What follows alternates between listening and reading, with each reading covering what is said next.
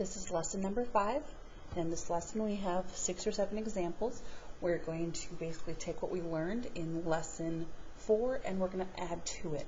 So we're still working with trinomials, but what's changed now is we have to remember to always see, can I divide a number out front, and now it looks just slightly different with the exponents. Same concept though. So 6, 48, and 54. I go to the smallest number with the 6 and I go, can I divide by 6? Yes. Can I divide this by 6? Yeah, I know 6 times 8 is 48. And I know 6 times 9 is 54. So I take a 6 out front, and I get 1x to the 4th plus 8x squared minus 9. Now for the purpose of this, just pretend this is like an x squared and x. You're going to see there's not much difference, okay? Not much difference. So I'm looking at this trinomial, and I go, 1 times negative 9 is negative 9. What combines to give us a positive 8, but multiplies to give us a negative 9? So 1 and 9. Yep, 1 and 9 are going to work, but to get a positive, I need a positive 9 and a negative 1. Multiplies and adds. That works. So x minus 1 and x plus 9. Now notice, whatever this number is, we have to divide it by 2. So if we think back to what we previously did, let me go back to example 1 from lesson number 4. Notice that this was a 2, you divide it by 2, and that's how you have a 1 here. Okay, but now we have a 4. So divide it by 2, and this is x squared and x squared. Now, look at the leading coefficient. It's a 1. We're working at this trinomial. When the leading coefficient is a 1, I don't need to put the number on the bottom. I'm good. Let's put a 6 up front. The only thing we have to ask ourselves is, can we go further? Nothing I can do with the 6. The reason I can't go further with this portion is because there's a plus sign. But in this spot, I have x times x, 1 times 1, and it's subtraction. So 6, x's are in front, 1's in back, 1's positive, and 1's negative. Please write down example number 2, press pause, and resume the video when you're ready. Okay, so I have an 8, a 30, and an 8. So I go with the smallest number. It happens to be 8. So yes, as 8's going to 8. It's good, but 8 does not divide nicely into 30. So what's the next number underneath 8? So think 8, 4, 2, and 1. So 4. 4 goes into 8, but 4 does not divide into 30 nicely. That doesn't work. 2. They're all even, so I can divide by 2. So pull a 2 out, and I end up with 4x to the 4th minus 15x squared. Subtract 4. Multiply, check, multiply, check, multiply, and check. This is the trinomial I'm now working with. 4 times 4 is negative 16. Multiplies to give you negative 16, combines to give you negative 15. So let's try 1 and 16. That works if the 16's negative and the 15's positive. Combines and multiplies. Okay, so x plus 1, x minus 16. Now, because this number is not a 2, it's a 4, I divide it by 2. This first here, I'm going to go with the leading coefficient and the variable with the leading coefficient. Divide it by 2 to get a square in these two positions. Don't forget about the 2 up front. And then remember, because the leading coefficient is not a 1, I need to put it underneath both constants. Okay. So this cannot be reduced, so I leave it like so. This can be reduced to negative 4. I don't need to worry about bottoms up when I get a single number. When I reduce and I still have a fraction, it's the lowest, the bottom number, not the smallest, not the largest number, the bottom number, bottoms up. Sorry, that should be a 4.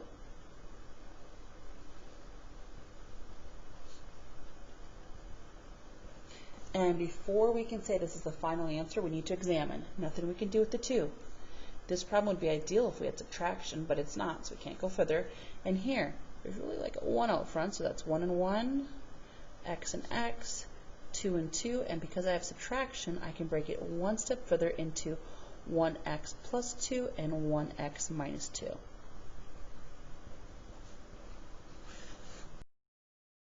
Example number 3. 9 times 4, this is review from what we've learned, In lesson number 4, 9 times 4 is 36. What multiplies to give us a 36 positive and combines to give us 12? 1 and 36 don't work. 2 and 18, no. 3 and 12, nope. 4 and 9, no. Close. 6 and 6 do work. Both positives are needed. So x plus 6 and x plus 6. The leading coefficient is 9. Anything other than 1 needs to go on the bottom. Now, if I have fractions, let's see if we can reduce them. I can see that they're both divisible by 3, so divide by 3 and divide by 3. Divide by 3 and divide by 3. And once I've simplified as far as possible, if it's still a fraction, that bottom number kicks up. Bottoms up. Bottoms up. Now, just because I happen to have the same thing, I can write 3x plus 2 quantity squared. Please write down example number 4, and by hitting pause, and then come back and resume the video when you're done. Notice that this looks very different than what we've been doing.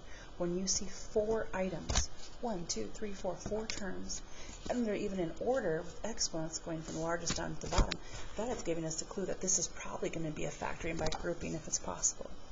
So I'm going to start with the first. Okay, what can I divide out here? Well, let's see here. I know, what is it? What do I know? I know that they both have too many x's.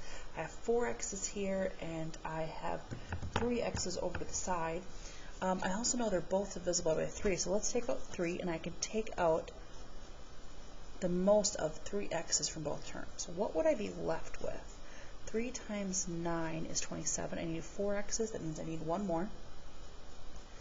3 times 2 is 6. Now it's like we're using a computer. We're going to copy and paste whatever's in the parentheses, goes in back, exactly like I see it, and then I'm going to put a really light question mark here. If it's possible to continue to factor this by using the factoring by grouping method, there will be a number, a magical number here that I could take times 9 and give this, and that same number times 2 gives us this. If that's not possible, we can't factor this. So what times 9 gives you a negative? What times 9 gives us a negative 12? Is there a nice number? There's not. I'm going to go back and check my work here. Okay, we got a 27, that's right. A 6, that's good. That's right, that's right. If there's not a number, I can take times 9 and end up with this number. And that same number times 2 gives us this. If that's not possible, we write not factorable. I still completed the work. I checked. By the way, just so you don't try to pull this one, I've had students in the past think they just write not factorable in every problem and say, well, I attempted it. That won't work. I won't give you credit for problems like that. All right, this looks a little overwhelming. Let's see what we can do here. So I see that all the numbers end in a 5 or a 0. It tells me they're going to be divisible by 5, and I see that all of them have at least one x. So at the most, I can pull out at least one x, and they're all divisible by 5. Divisible by 5, 5, and 5. Let's take out a negative 5. Now, I would grab a calculator and I'd take 245 divided by 5, and I get 49. Negative 5 times 49 is negative 245. I need 5 x's. I have 1. It means I need 4 more. Then I take 225 and divide it by 5. I get 45. I need a negative 45, so negative 5 times a positive 45 is a negative 225. I need 3 x's. I have 1. I need 2 more. I know negative 5 times negative 4 is a positive 20. I need 1 x, and I have it. Now I'm only focused on this portion to see, am I able to take that trinomial and factor it down further. 49 times 4. So I grab the calculator. 49 times 4 is 196. I want to come up with 2 numbers that multiply to give me 196 and combine to give me 45. It's literally just trial and error. So 1 and 196. Nope, not possible. If I take 196 and I divide it by 2,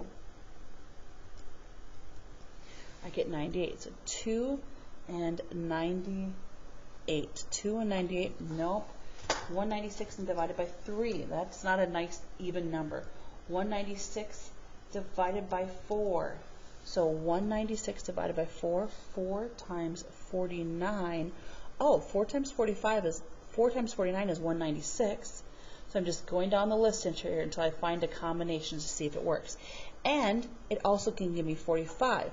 Now, here's what I forgot to do.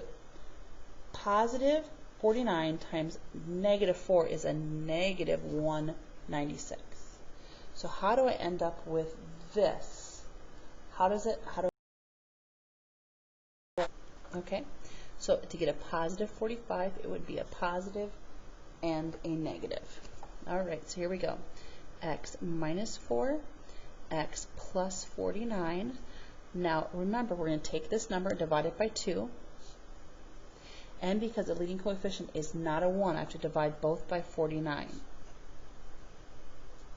Okay, if possible, we're going to reduce this. So the numbers that go into 4 are 1, 2, and 4. Now, I know dividing by 1 doesn't do anything. I know this is also not divisible by 2, and it's not divisible by 4.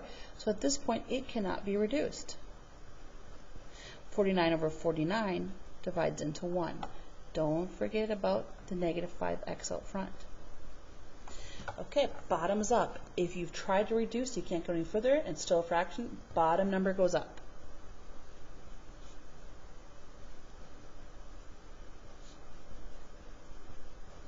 Now ask ourselves, can we still break any of these down? Can't be broken down further, can't be broken down because it's positive. The negative 1, let's check. 2 times 2, 7 times 7, x times x. And subtraction. So I'm going to write my final answer in this box and write it small. Negative 5x, this is 7x minus 2, 7x plus 2, and x squared plus 1. Okay, so here we go. Again, I have 4 things and 4 terms, and I see the x ones are 5, 4, 3, 2. It's a hint it could be factoring by grouping. So what can I take out of these first 2? Well, 8. This is not divisible by 8. 4. They both can be divided by 4, and the maximum amount of x's I can take out of both would be 4. 4 times 3 is 12. I need 5 x's. That means I need 1 more to get 5. 4 times positive 2 is 8. I need 4 x's, and I already have it. Whatever this is, I'm going to copy and paste it in back. Now, is there a magic number here, or is this going to be not factorable as well? Is there a number I can take times 3x and get a negative 12x cubed? Is there a number that I can take and get a negative 12x cubed? Well, I realize right now that I should have done something different here. So it looks like I'm still going to be able to get the answer, but I should have first taken out, before I did anything, I should have taken out x squared, and I should have taken out a 4. So I'm going to go back here. Just like I tell you in all problems, ask yourself, can you take anything out? Each one of these is divisible by 4, not just the first 2. They're all divisible by 4. And the most x's I can take out of every single term is 2. 2, 3, 4, 5. So let me backtrack. 4 times 3 is 12. I need 5 x's. That means I need 3 more. 4 times 2 is 8. I need 4 x's. That means I need 2 more. 4 times negative 3 is negative 12. I need 3 x's. That means I need 1 more. And 4 times negative 2, 4 times negative 2 is going to be negative 8, and I need x squared. I already have it. Okay, let's go and do the same thing I was just explaining with this group. So I'm going to start. Let's see if I can highlight this portion or underline it. I'm looking at just these first 2 terms. Can't divide both by 2, can't divide both sides by 3, but I can take out an x squared. Forget about this part for now. So I take out an x squared. X squared times what gives you 3x cubed? X squared times 3x. There's my 3. I need 3 x's. X squared times positive 2 would be 2x squared, 2x squared. Now, whatever this is, it's like copy and pasting. That's what I was doing here, but I forgot I had to first divide out potential numbers. So I write down exactly what's here, and now I look for that magical number, if it exists. Is there a number I can take times 3x and get a negative 3x? Yeah, that number is negative 1. Now, we'll be able to keep going if I can take this number times the back number and get this. So Negative 1 times 2 is negative 2. That means this is factorable. But what do I do? What do I do at this point? I take whatever they have in common, I write it down one time. And then what was in front of the first one? X squared. What was in front of the second one? Minus 1. And don't forget about the 4x squared. Can't go any further. Nothing I can do. Can't go any further. Nothing I can do. But here, 1, 1, 1, 1, x, x, and this is subtraction. So 1x plus 1, 1x minus 1, 3x plus 2, and 4x squared. Don't be intimidated by seeing multiple variables. First thing I'm going to ask myself is, like, I made a mistake here. Is there, and the mistake was I forgot to ask myself, is there a possibility of dividing something out? So you look at the smallest number. Can I divide these by 10? No. Can I divide them by 5? No. But I can divide by 2. Can I take out an m out of every one? No. Can I take a q out of every one? Not possible. So let's divide by 2. 12m squared minus 17mq minus 5q squared. Okay, and then this goes back to what you learned actually in the previous lesson. 12 times negative 5 is negative 60. And I want to find two numbers that combine to give you negative 17. Sometimes it's possible, sometimes this is my last possibility of factoring this. 1 and 60 do not work. 2 and 30, no. 3 and 20 do work if the 20 is negative and the 3 is positive. Combine, multiply. So how do I write this down? Let's start just with the numbers. Minus 20 and positive, I should leave myself a little more room. Minus 20 and positive 3. Now this m in front, I divided by 2. It came from the front, it's going to stay in the front. Divided by 2 to give us 1m, 1m.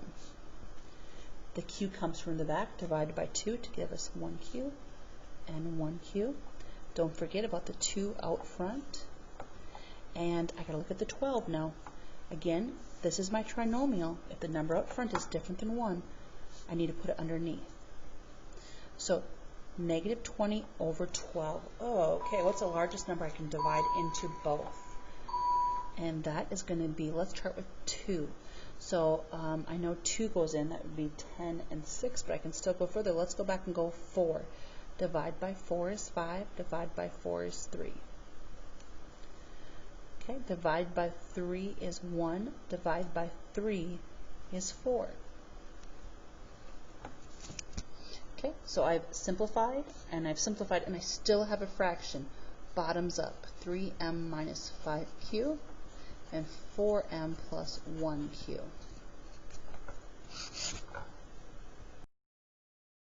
Similar to example number 7 is example 8. Again, press pause, write down the problem, and then resume. So 45, 42, and 24. I know they're not all divisible by 24. What's the next number? 12. They don't all divide by 12. What about 8? 45 doesn't go 8. I think 3. I think they all divide. 3 can be divided into each one. I'm checking it here. 42 divided by 3. Excuse me. It does work. So I'm going to take out a negative 3. I can't take out an r every one. I can't take an s out of every one. So if I take out a negative 3, I know that 15 times negative 3 is negative 45, r squared. And negative 3 times positive 14 is a negative 42, rs. And negative 3 times negative 8 is a positive 24, s squared. Focus on this trinomial. Ooh, what is 8? 15 times negative 8, I'm going to grab a calculator. Yuck. It's a negative 120.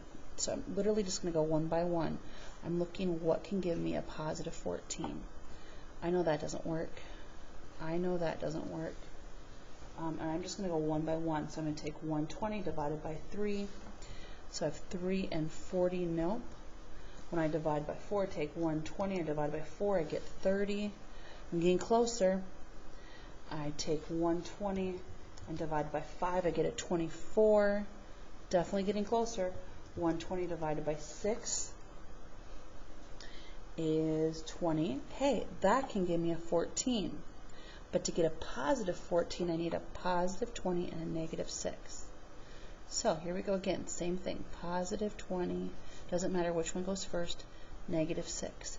Divide this number by 2. Divide this number by 2. Because the leading coefficient is not 1, I need a 15 on the bottom of both. Now reduce. I'm going to remember to bring this back in with a problem later. Divide by 5. 20 divided by 5 is 4. 15 divided by 5 is 3. Divide by 3. 6 divided by 3 is 2. 15 divided by 3 is 5. I've reduced the fractions, and they're still fractions. So then we do bottoms up, bottoms up. 3r